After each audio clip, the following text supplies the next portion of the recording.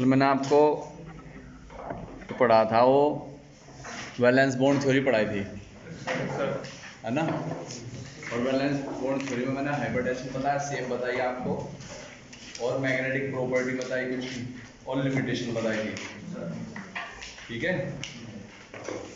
और आज हम पढ़ाएंगे crystal field theory. Crystal field theory जो है, इसमें स्पेक्ट्रोकेमिकल सीरीज आएगी जिसमें ये पता लगता है कि कौन स्ट्रॉन्ग लिगेंड है, कौन वीक लिगेंड है। क्रिस्टल फील्ड थ्योरी कब बताया था मैंने, ये पिछली वाली जो थ्योरी है हमारी, वो ये तो बताती है कॉम्प्लेक्स इनर बनेगा आउटर बनेगा, और ये नहीं जानकारी देती कि कौन से केस में इनर बनता है, कौन से में आउटर बनता है।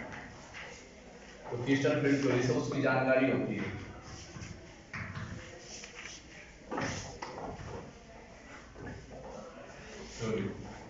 CFT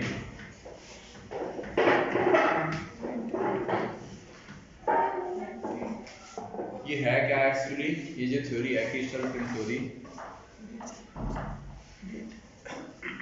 क्रिस्टल फील्ड थ्योरी के अंदर जो लिगेंड की प्रेजेंस में स्प्लिटिंग होती है, वो किस तरीके से स्प्लिटिंग होती है ये बात करेंगे हम। अब क्योंकि अभी जो पीछे थ्योरी पढ़ाई मैंने उसमें डी ऑर्बिटल पार्टिसिपेट करे थे बॉन्डिंग में, या तो आउटर डी ऑर्बिटल या इनर डी ऑर्बिटल, ठीक है। तो इस थ्योरी में खास बात है कि इसमें जो मेटल और लिगेंड का बॉन्ड है उसे पूरी तरीके से आयनिक माना गया है, आयनिक कंज्यूम एज्यूम किया गया है, यानी कि इलेक्ट्रोस्टैटिक्स उसके बीच में फोर्स लगता है। जैसे मैं कहूँ यहाँ पे भी मेटल है और इससे जुड़ने वाला ये लिगेंड है। अब लिगेंड जो है ना वो पॉइंट चार्ज की तरह काम करता है, ठीक है। तो मेटल पे एक तरीके से आप कह सकते हैं पॉजिटिव चार्ज डेवलप होता है, और जो लिगेंड है उस पर नेगेटिव चार्ज डेवलप होता है, कहीं ना कहीं वो पोलरिटी डेवलप करता है, ठीक है। देखो जैसे मैं लिखूँ यहाँ पे ये मेटल है और मेटल से जुड़ने वाला कोई लिगेंड है। अब लिगेंड जैसे मैंने लिया यहाँ पे NH3, NH3 की अगर मैं बात करूँ तो जो हाइड्रोजन है इस पे वो हाइड्रोजन बॉन्ड से कनेक्ट है, ये तो आपको पता है, और ये लिगेंड है, इलेक्ट्रॉन इसे दे रहा है। अभी एक चीज समझा रहा हूँ। तो हाइड्रोजन बॉन्ड की वजह से सब पार्शियल नेगेटिव पॉजिटिव डेवलप होता है, सब पार्शियल नेगेटिव डेवलप होता है, पार्शियल प्लस और पार्शियल माइनस। कुल मिला के ये किसकी तरह काम करता है, चार्ज की तरह काम करता है ना। और जब चार्ज की तरह काम करेगा तो आप मेटल को थोड़ी देर के लिए पॉजिटिव मान लो, तो मेटल भी चार्ज और ये भी चार्ज। तो इस तरीके से इनके बीच में जो चार्ज लगता है, जो फोर्स लगता है यहाँ पे, वो फोर्स कौन सा होगा, इलेक्ट्रोस्टैटिक्स फोर्स, क्योंकि चार्ज के बीच में लगने वाला फोर्स इलेक्ट्रोस्टैटिक्स होता है फोर्स, या कूलम्बिक फोर्स भी कहते हैं इसे। कुल मिला के जो क्रिस्टल फील्ड थ्योरी में लिगेंड और मेटल का जो बॉन्ड हो गया वो पूरी तरीके से आयनिक हो गया, है ना। ये जो बॉन्ड सेटअप हुआ ना यहाँ पे, ये किस नेचर का हो गया हमारा, ये आयनिक बॉन्ड हुआ।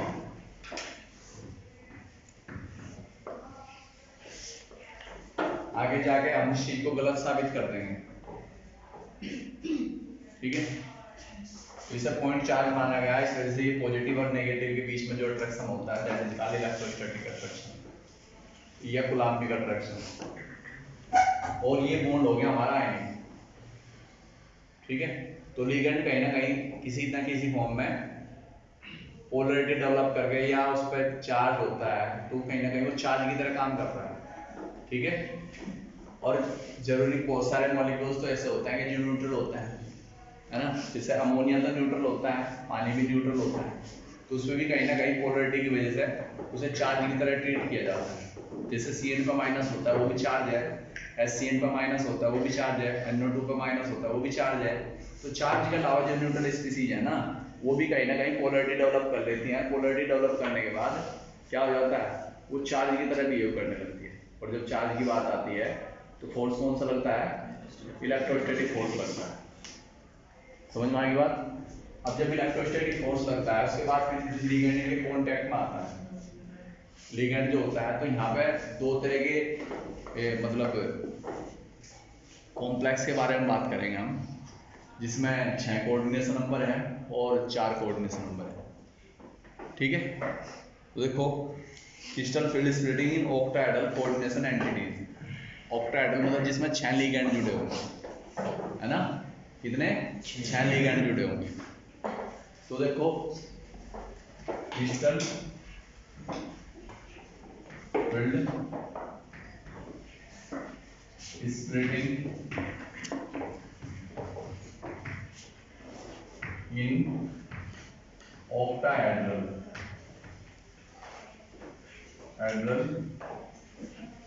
complex। तो ये पहले टाइप की स्प्लिटिंग है। अब स्प्लिटिंग होती किस तरीके से है, देखो मेटल के जो डी ऑर्बिटल होता है ना, मेटल में जो डी ऑर्बिटल होता है, 5 डी ऑर्बिटल होते हैं, डी में 5 होते हैं और एक में 2 इलेक्ट्रॉन आते हैं, तो 5 में 10 इलेक्ट्रॉन आएंगे। तो जब बिना लिगैंड कोई लिगैंड नहीं होता, तो बिना लिगैंड की प्रेजेंस में कुछ इस तरीके से ऑर्बिटल होते हैं आपके। इनके नाम होते हैं dxy, dyz, dzx और dx² माइनस y² और एक dz² होता है। ठीक है, इसमें ये जो मैंने ऑर्बिटल बताया आपको dxy, dyz, dzx, ये तो है नॉन एक्सियल ऑर्बिटल, है ना। कितने, जो हमारा dxy, dyz और dzx, ये तो नॉन एक्सियल है,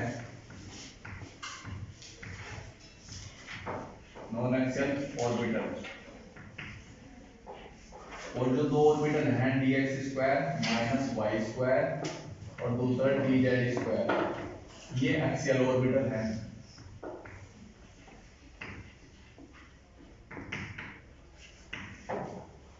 तो इन सारे ऑर्बिटल्स की एनर्जी जो है वो सेम है। तो ये जो 5 के 5 ऑर्बिटल हैं, ये हमारे कौन से, डीजेनरेट ऑर्बिटल है, डीजेनरेट ऑर्बिटल। अब डीजेनरेट ऑर्बिटल किसे बोलते हैं, जिनकी एनर्जी सेम होती है। अब इनकी सबकी एनर्जी सेम है, ठीक है। और जैसे ही इनके कांटेक्ट में लिगैंड आता है, तो जो इनकी डीजेनरेसी होती है ना, वो डिस्ट्रॉयड हो जाती है, खत्म हो जाती है, और फिर इनकी स्प्लिटिंग होती है, ये टूट जाते हैं।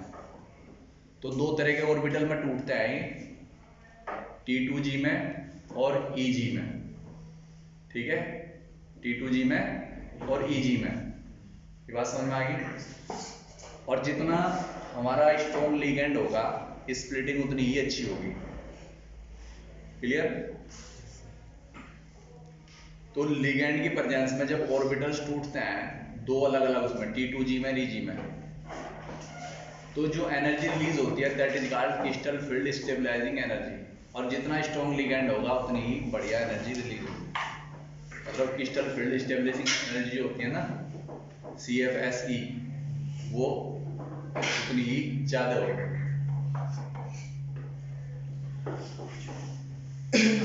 तो क्रिस्टल फील्ड स्प्लिटिंग जो है हमारी, वो किस पे डिपेंड करती है, लिगैंड पे डिपेंड करती है, लिगैंड की नेचर पे डिपेंड करती है। हो गया क्लियर था ना। तो अब देखते हैं किस तरीके से स्प्लिटिंग होती है। ये मैंने आपको बताया एक्सेल नॉन एक्सेल के बारे में।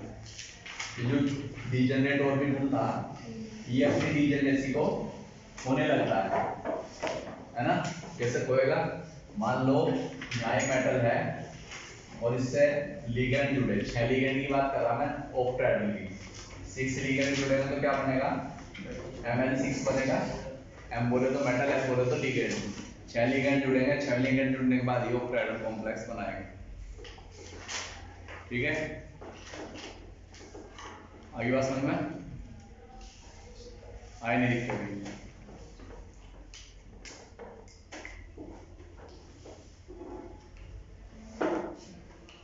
देर में समझ में आई। तो यहाँ पे 6 लिगैंड जब जुड़ रहे, अब ये लिगैंड जो होता है ना, इसके चारों तरफ एक घेरा बना लेते हैं, तो फिर स्प्लिटिंग होती है। समझ गए। तो देखो जब स्प्लिटिंग होगी, अब मैं इन ऑर्बिटल्स को लाइन की फॉर्म में लिखूंगा, इस फॉर्म में, लाइन की फॉर्म में, मतलब थोड़ा सा एनर्जी बढ़ेगी इनकी, 5 लाइन, ये एनर्जी लेवल है हमारा, क्योंकि ऑर्बिटल्स जो होता है ना, सेल जो होता है, हम एनर्जी लेवल की फॉर्म में इंडिकेट करते हैं। एनर्जी लेवल या कह दो आप सेल, और सेल के ही बात क्या आते हैं सब सेल। सब सेल में क्या होता है ऑर्बिटल, ऑर्बिटल में क्या होता है इलेक्ट्रॉन, ठीक है। तो यहाँ पे ये क्या आता है अपनी डी, यहाँ पे ये हायर एनर्जी में चले गए, तो फिर ये एनर्जी में ब्रेक होता है। अब इसके बीचों बीच जो पास होता है that is called very centre, very centre.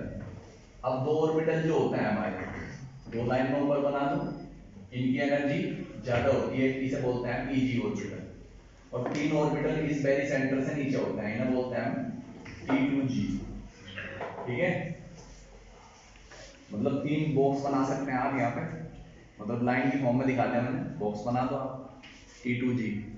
अभी आपको अगर मैं डी ब्लॉक में लेके जाऊं तो वहां मैंने बताया था कि क्रोमियम जो ट्रिपल प्लस होता है, क्रोमियम ट्रिपल प्लस में डी में 3 इलेक्ट्रॉन होते हैं, और डी में 3 इलेक्ट्रॉन आ जाने के बाद वो T2G लेवल को दिखाता है।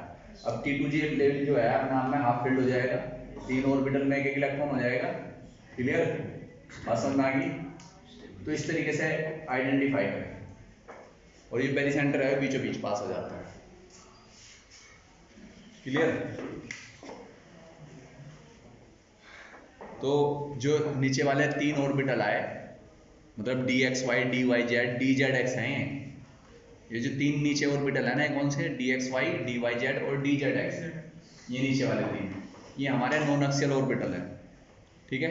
उसके बाद जो ऊपर वाले हैं EG वाले, वो एक्सियल ऑर्बिटल हैं, वो dx² - y² और dz² है। तो यहाँ जो डीजेनरेसी होगी वो डेस्ट्रॉयड हो जाती है, खत्म हो जाती है। अब एनर्जी अलग अलग होगी इनकी, एक की ज़्यादा एक की कम, ठीक है, समझ गए मेरी बात, क्लियर हो गया था ना। अब इनका जो एनर्जी डिफरेंस होता है ना, जो एनर्जी डिफरेंस होता है ये कितना 3/5, ये ऑक्टाहेड्रल कॉम्प्लेक्स मतलब एनर्जी स्प्लिटिंग जो होता है एनर्जी, और इसका जो होता है यहाँ से यहाँ तक का जो डिफरेंस होता है वो कितना 2/5 ऑक्टाहेड्रल कॉम्प्लेक्स की एनर्जी, ठीक है। और वेरी सेंटर मतलब ऑक्टाहेड्रल कॉम्प्लेक्स होगा, पूरे को जोड़ दो कितना आएगा, ऑक्टाहेड्रल आएगा, मतलब यहाँ से यहाँ तक का डिफरेंस, दोनों को जोड़ो अगर आप 3/5 और 2/5, 5 से 5 कैंसिल, मतलब ऑक्टाहेड्रल बचेगा। अब पूरा ऑक्टाहेड्रल कॉम्प्लेक्स की तो बात कर रहे हैं है ना, क्योंकि स्प्लिटिंग पढ़ा रहे हैं हम, किसकी ऑक्टाहेड्रल कॉम्प्लेक्स की स्प्लिटिंग पढ़ा रहे हैं, ठीक है। तो इस तरीके से इसकी स्प्लिटिंग हो जाती है। अब देखो यहाँ पे अगर मैं बात करूं, अभी थोड़ा सा आगे थ्योरी में जाने के बाद करेंगे इसकी बात हमेशा भी। फिर उसके बाद जो स्प्लिटिंग होती है वो होती है हमारी टेट्राहेड्रल की, किसकी होती है टेट्राहेड्रल की। तो टेट्राहेड्रल में बस चेंज क्या होता है, ये जो T2G है ये तो ऊपर चला जाता है और EG नीचे, समझ गए, क्लियर।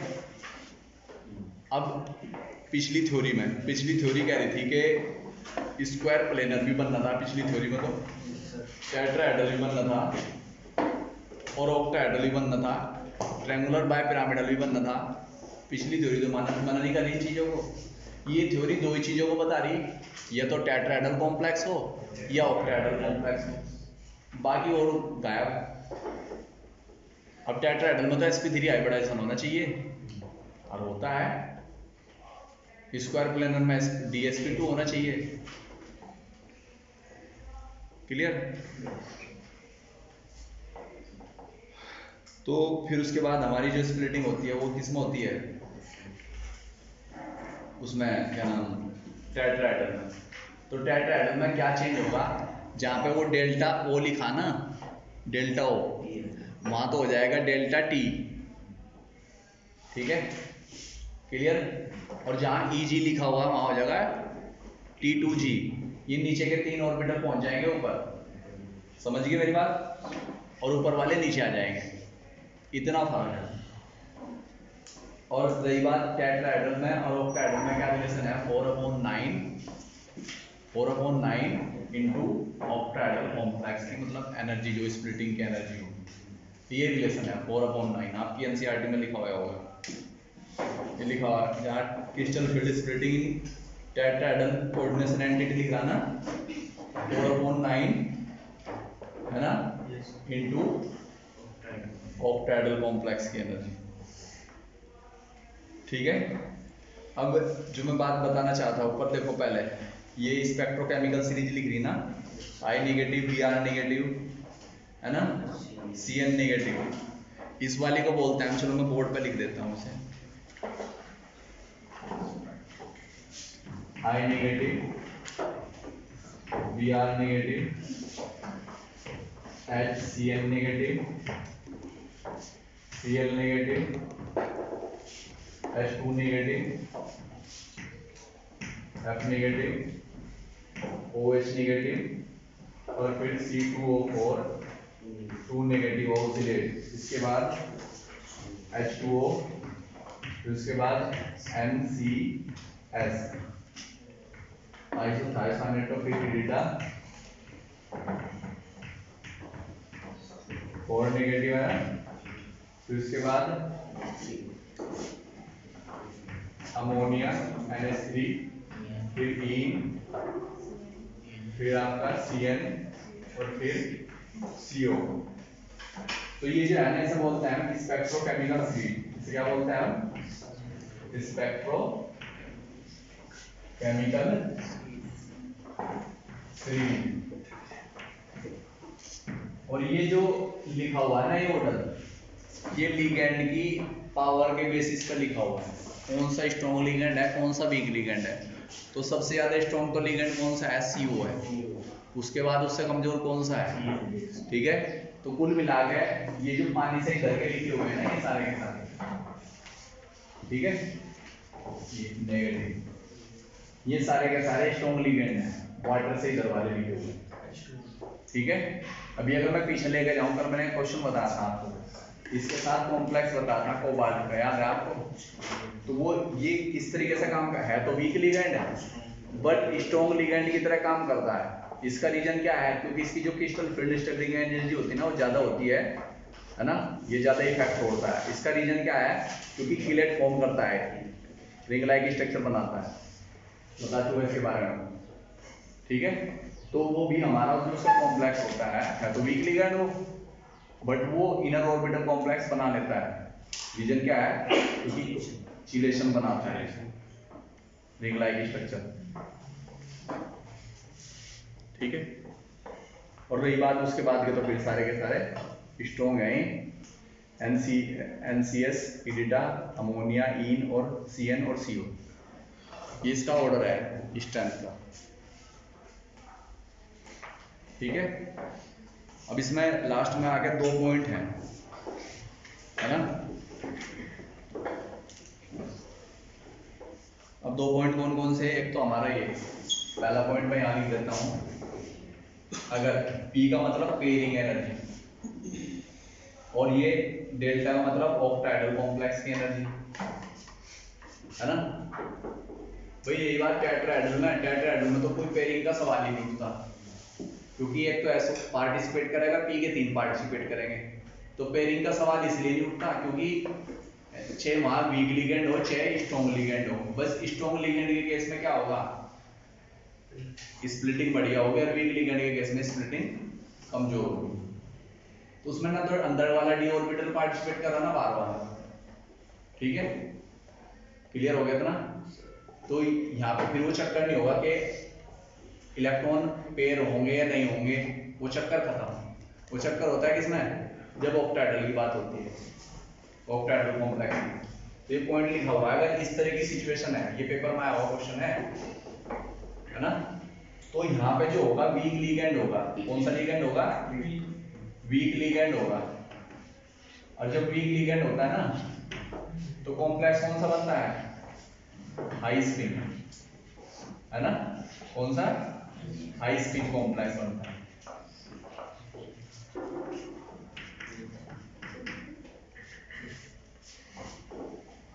ठीक है, तो इसका मतलब हाई स्पिन अगर कॉम्प्लेक्स बनेगा तो उसमें अंदर का डी ऑर्बिटल पार्टिसिपेट नहीं करेगा, बाहर वाला करेगा। अगर करेगा तो ग्रुप करना तो यहाँ पे ऑक्टाहेड्रल बन दो, ठीक है। तो अगर मैं लिख दूं यहाँ पे डी में कितने इलेक्ट्रॉन है, डी में मैं 5 इलेक्ट्रॉन लिख दूं, तो 5 इलेक्ट्रॉन। अब यहाँ पे जो है जब वीक लिगेंड की बात होती है तो हुंड रूल फॉलो होता है यहाँ पे। ये स्ट्रॉन्ग लिगेंड है, स्ट्रॉन्ग लिगेंड है। कौन सा जो आपने लिखा है, साइन उल्टा लग गया, साइन उल्टा लग गया, ये उल्टा लगेगा साइन। अच्छा हाँ चलो, तो यहाँ पे भी स्ट्रॉन्ग कर दो, यहाँ पे लो बना दो, वो तो बात एक ही है, समझो बस जो मैं कहना चाहता हूँ। तो यहाँ पे मान लो स्ट्रॉन्ग है, अब स्ट्रॉन्ग लिगेंड के केस में क्या होगा, डी में 5 इलेक्ट्रॉन है तो E2G और फिर उसके बाद EG, यही तो है हमारा, ये 5 होते हैं NS के। तो इसमें देखो यहाँ पे कितने इलेक्ट्रॉन आएंगे, 3 आते हैं इसमें भैया अनपेयर्ड फॉर्म में, मान लो 3 यहाँ आगे और 2 यहाँ आगे, 5 हो गए पूरे। बट लिगेंड कौन सा है, स्ट्रॉन्ग, भाभी के हिसाब से ना स्ट्रॉन्ग कर देंगे हम, फिर साइन चेंज कर दे। बी है सर, साइन तो चेंज। अच्छा साइन, ठीक है चलो। अब यहाँ देखो इसमें कितने आ गए हमारे, ठीक है, और 2 इसमें चले गए। ये तो यहाँ पे जब वीक लिगेंड होगा तो हुंड रूल फॉलो होगा। कौन सा रूल फॉलो होगा, हुंड रूल। तो वीक लिगेंड के केस में हुंड रूल फॉलो हो गया। और अगर लिगेंड है स्ट्रॉन्ग फिर हुंड रूल फॉलो नहीं होने का, यहाँ लिख देंगे लिगेंड और यहाँ लिखेंगे लो स्केल। क्लियर हो गया तो चलो, ये दूसरा केस है, यहां से पेपर में क्वेश्चन आया होगा, ठीक है।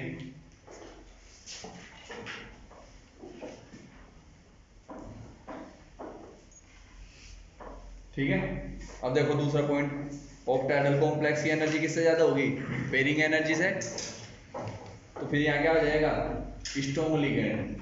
आप यहाँ पे स्ट्रॉन्ग फील्ड लिगेंड भी कह सकते हैं।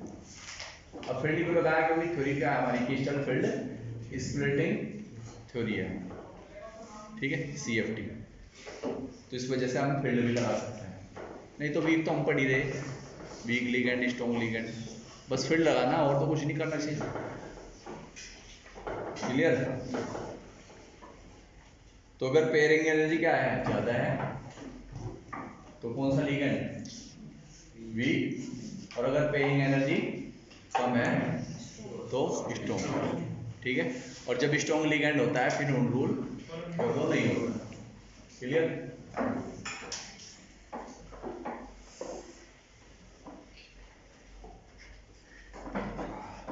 और जो इसमें एग्जांपल दे रखा ना 4 इलेक्ट्रॉन का, यही बहुत बार आया हुआ है, 4 इलेक्ट्रॉन का दे रखा। वीक में तो क्या हो जाएगा, 4 में क्या हो जाएगा, यहाँ पे मैंने 5 का ले रखा, यहाँ पे 3 आ जाएंगे, अगले में 1 चला जाएगा, और स्ट्रॉन्ग में 4 के 4 इसमें आ जाएंगे, E2G में।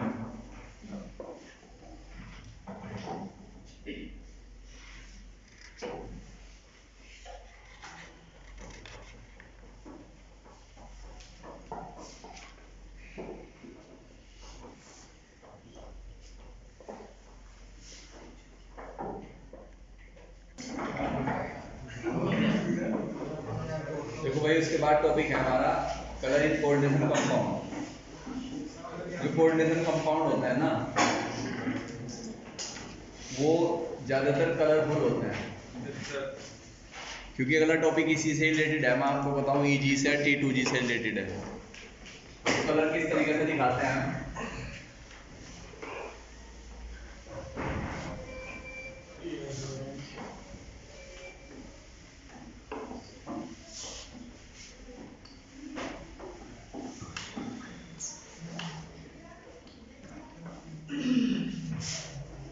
कलर ऑफ कॉम्प्लेक्स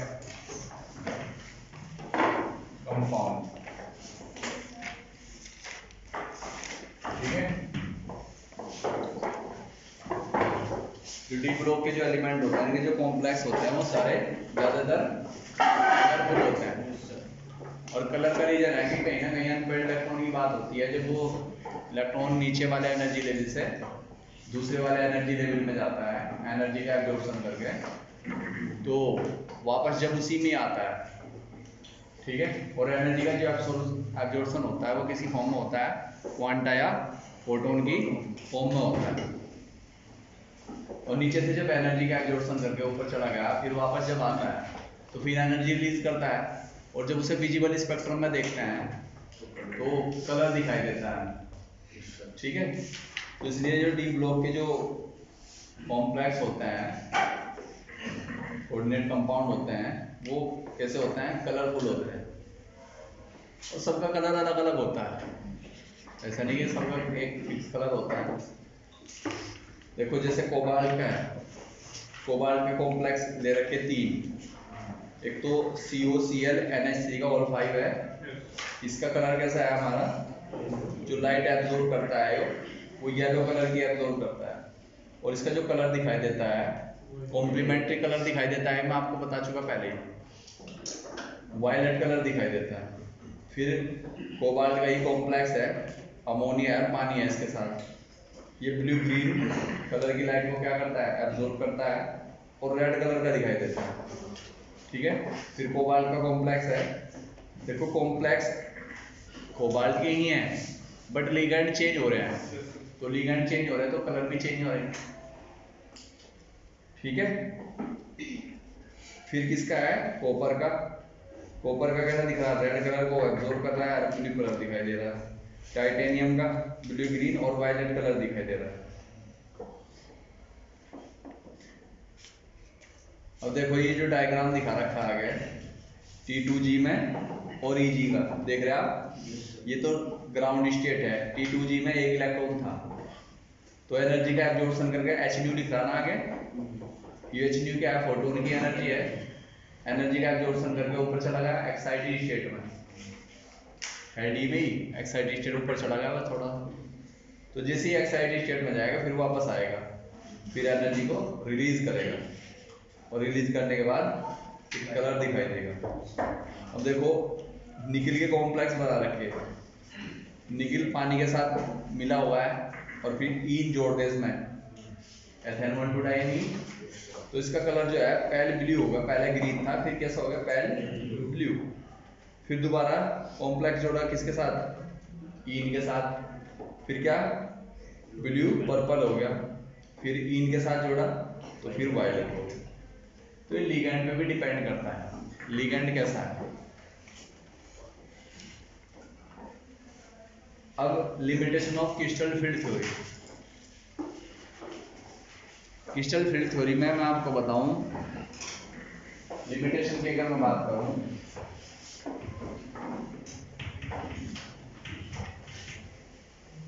और CFT क्रिस्टल फील्ड थ्योरी। अब इसकी जो लिमिटेशन है, पहली तो लिमिटेशन ये है कि इसे इन्होंने इसे क्या मान लिया, आयनिक मान लिया। आयनिक ये नहीं होता है, कोवलेंट होता है नेचर में। कोऑर्डिनेट बॉन्ड जो होता है कोवलेंट कंपाउंड का ये टाइप है।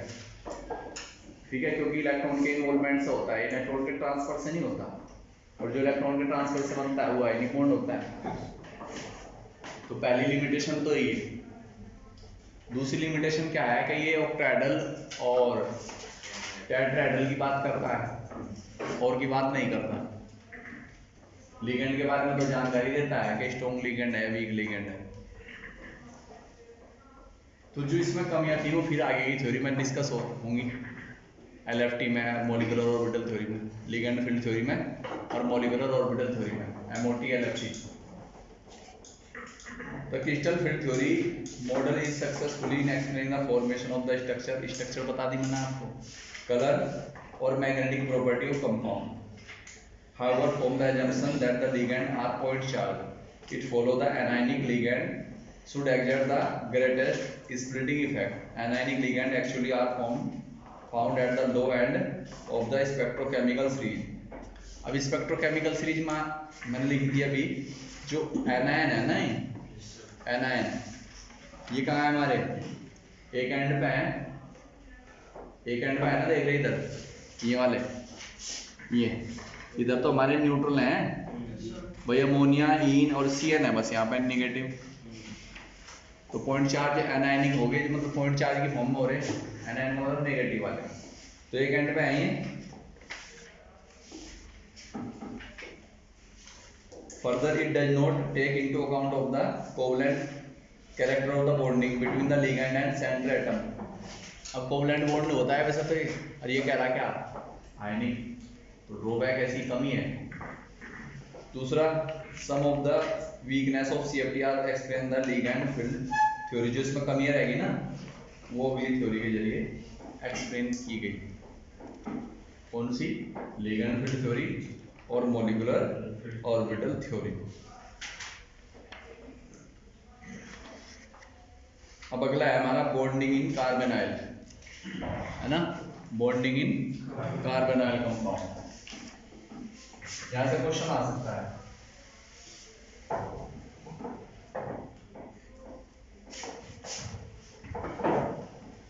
बॉन्डिंग इन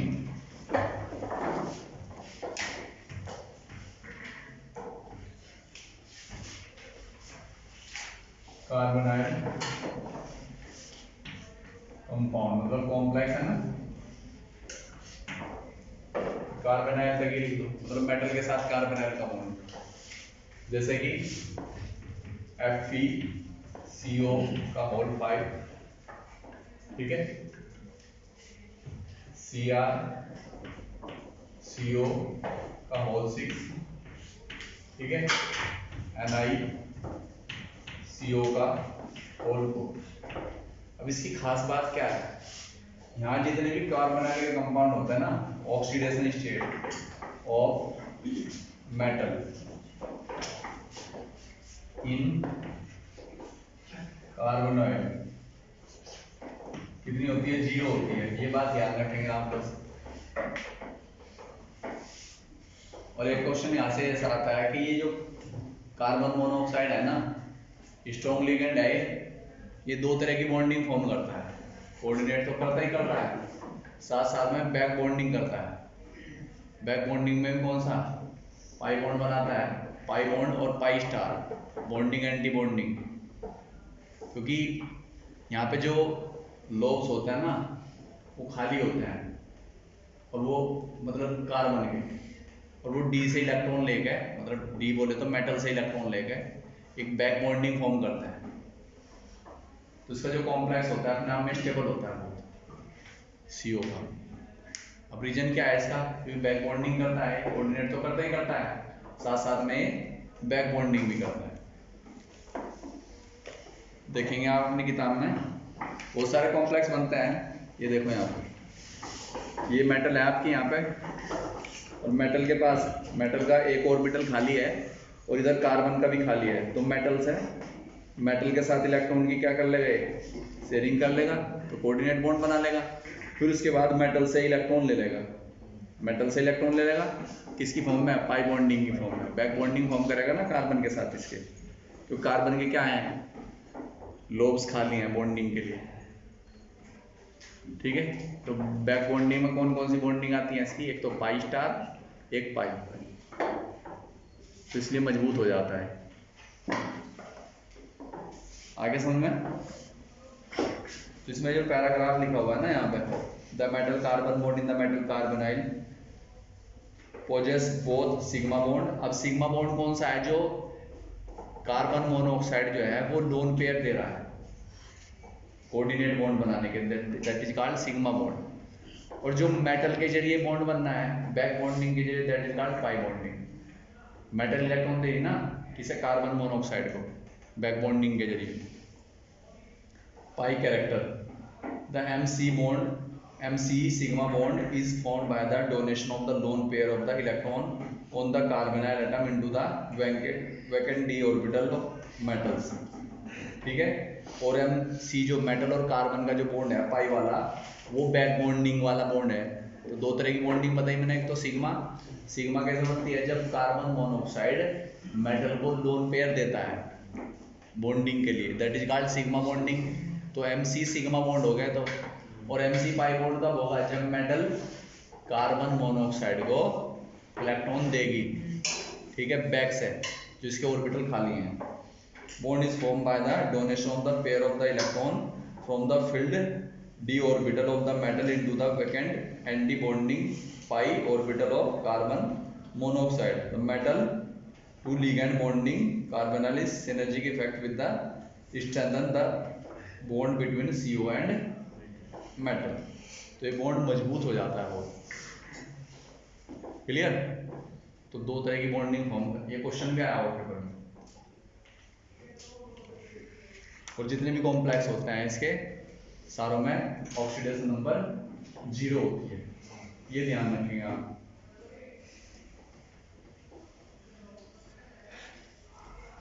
फिर इसके क्या नाम एप्लीकेशन है।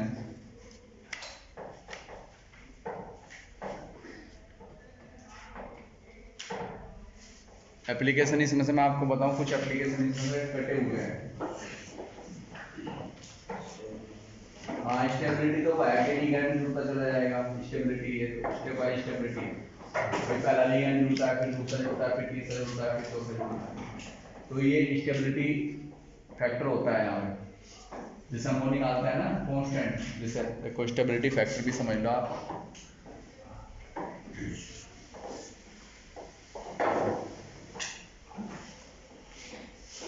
ये मेटल हमारी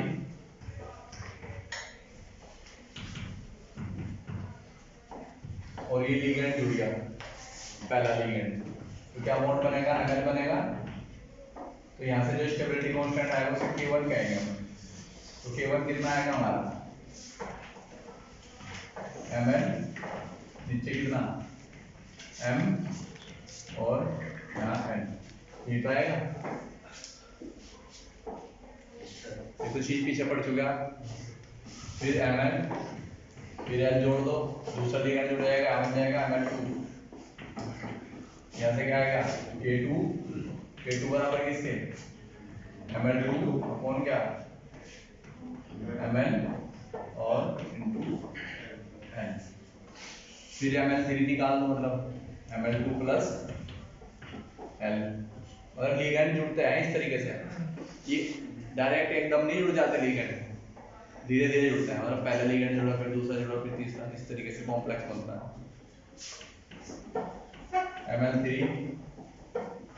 तो यहाँ K3, ये पहला स्टेप, ये दूसरा स्टेप, ये तीसरा स्टेप, इसे बोलते हैं स्टेप बाय स्टेबिलिटी कांस्टेंट।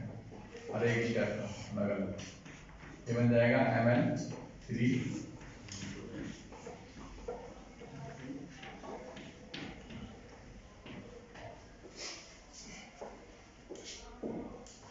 फिर K4 निकाल दो। क्लियर?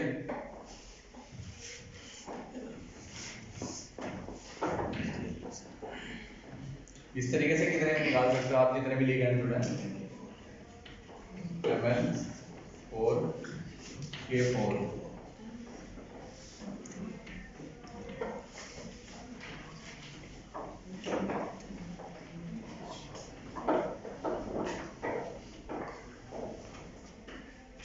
अब अगर इन्हें मल्टीप्लाई करें आप, 4 लिगेंड लिए मैंने, 4 के मल्टीप्लाई करें तो β4 आएगा, है ना। β4 को क्या बोलते हैं, एवरेज स्टेबिलिटी कांस्टेंट, है ना। ये स्टेप बाय स्टेबिलिटी कांस्टेंट, ठीक है। 4 है ना, उसका नाम दे दिया हमने β4। तो β4 किसके बराबर होगा, K1 के इंटू K2 के इंटू K3 और फिर K4, है ना। सारों की मल्टीप्लाई करते हैं, देखो इन दोनों की मल्टीप्लाई करो, इन दोनों की सबकी मल्टीप्लाई करोगे तो कुल मिला के इसकी सी करोगे तो Ml से Ml कैंसिल आउट, है ना। समझ गए?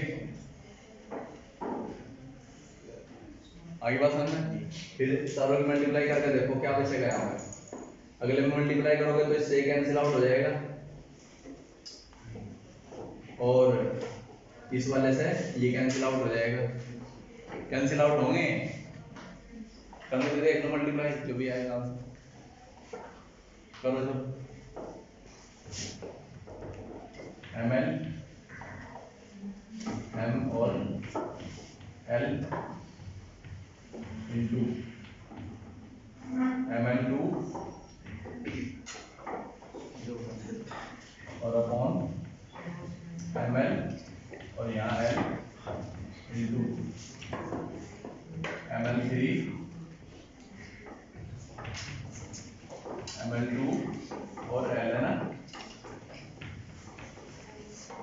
ML4 ML3 और L, जो जिससे करते हो आउटपुट को इससे खत्म, ठीक है, और इससे कैंसिल आउट, और वही ML3 से ML3 कैंसिल आउट, क्लियर। तो बचेगा क्या, ये और वो 4 लिगेंड बचेंगे।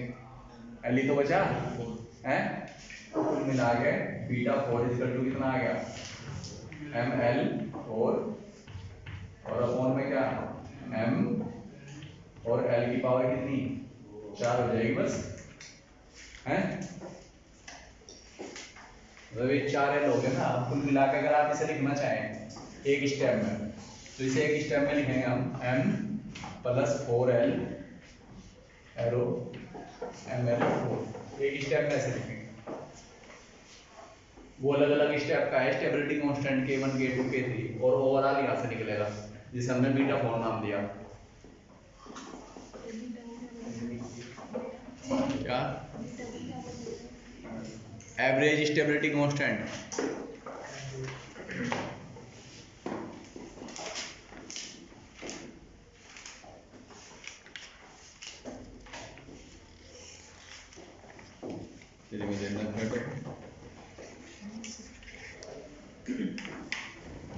इसमें से कुछ एप्लीकेशन कटे हुए हैं आपकी किताब में,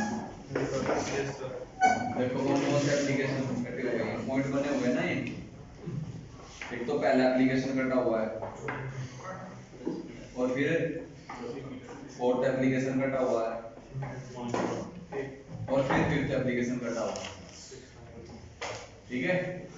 बाकी रहे और एप्लीकेशन आप पढ़ सकते हैं, सारे आसान है, थ्योरेटिकल है।